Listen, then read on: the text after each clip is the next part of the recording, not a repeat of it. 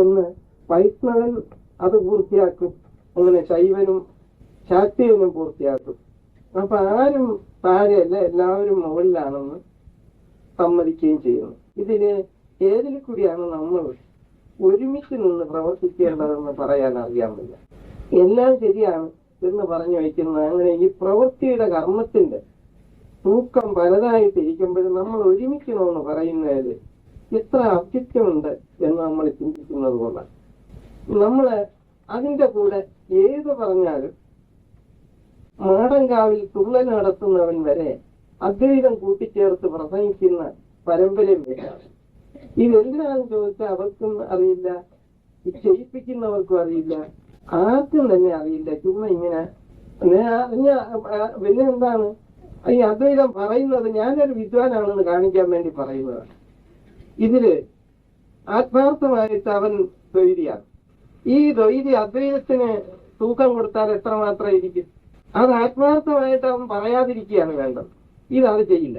അവൻ എത്ര ഒരുമിപ്പിക്കാൻ കഴിയും അതെല്ലാം ഒരുമിപ്പിച്ച് വെച്ചിട്ട് അവസാനത്തില് ഒരുമിച്ചൊരു വാക്ക് ഭഗവാന്റെ ഗർഭത്തിലെല്ലാം ഉണ്ട് എന്ന് പറയുന്ന ഒരു ഭാഷ അങ്ങ് പറഞ്ഞു. അപ്പൊ ഇത് ഇവൻ പറയാതെ അറിയാം, ഈ ഗർഭത്തിലെല്ലാം ഉണ്ട്, പുരോഗത്തിൽ ഇതെല്ലാം പതിവാ, ഇതൊന്നും പുതുതായിട്ടുണ്ടായതല്ല, പഴയത് തന്നെയാണ്. ഇതിന് ഇപ്പോഴെന്തെങ്കിലും നമുക്ക് നടപ്പിലാക്കാൻ വല്ലതുണ്ടോ, ഉണ്ടെങ്കിൽ അത് എന്തായിരിക്കണം, അതിനെന്ത് വേണം എന്ത് വേണ്ട എന്ന് തീർപ്പെടുക്കാൻ വേണ്ടി ഒരൊറ്റ വാക്ക് ഉപയോഗിക്കുന്ന പതിവേയില്ല. കഴിഞ്ഞ് ഇന്ന് നിലവിലിരിക്കുന്നതും കൂടി കൂട്ടിച്ചേർത്തൊരു കുഴപ്പം. മേലിന് എനിക്ക് എന്ത് വേണമെന്ന് പറയാൻ ആർക്കും ധൈര്യമില്ല. ഉണ്ടെങ്കിൽ വല്ലവരും പറഞ്ഞിട്ടുണ്ടെങ്കിൽ അത് നടപ്പിലാക്കുകയില്ല. അത് പഴയതിനെ കൂടി കൊണ്ടുവന്ന് ചുമന്ന് ഇതിനകത്തോട്ട് ചേർത്ത് ഇതിനെയും കൂടി അങ്ങ് കുഴച്ചത്.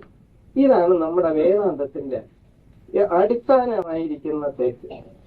നമ്മൾ ആ വഴിക്ക് പോയാൽ ആ വഴിക്ക് തന്നെ പോകും.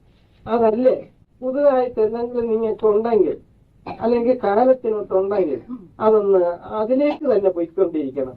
നിങ്ങൾ വർത്തമാനകാലം ഭൂതകാലത്തിലേക്ക് നീക്കിവിടാതെ വർത്തമാനകാലം ഇനി വരാൻ പോകുന്ന കാലത്തിലേക്ക് നീക്കിക്കൊണ്ടുപോകുന്ന സന്ദർഭോചിതമായ പ്രവൃത്തി നമുക്ക് ആവശ്യമുണ്ട്. ഇതില് ഒരു പരിചയം നമുക്ക് നമ്മുടെ കഴിവൊന്നുമില്ല. നിങ്ങൾക്കറിയാം, കുറെ അധികം ആളുകൾക്ക് എന്നെ സംബന്ധിച്ച് ഇപ്പൊ ഇവിടെ ഇരിക്കുന്നതിന് അധികം പേർക്ക് ഞാനൊന്നും പഠിക്കാൻ പോയിട്ടില്ല. ഈ പഠിത്തത്തിനൊന്നും ഒരു വലിയ തൂക്കം ഞാൻ കഴിച്ചിട്ടില്ല. സത്യം പറയാം, ഞാൻ പഠിക്കാത്തതുകൊണ്ടായിരിക്കും. എങ്കിലും അത് ഇരുന്നോ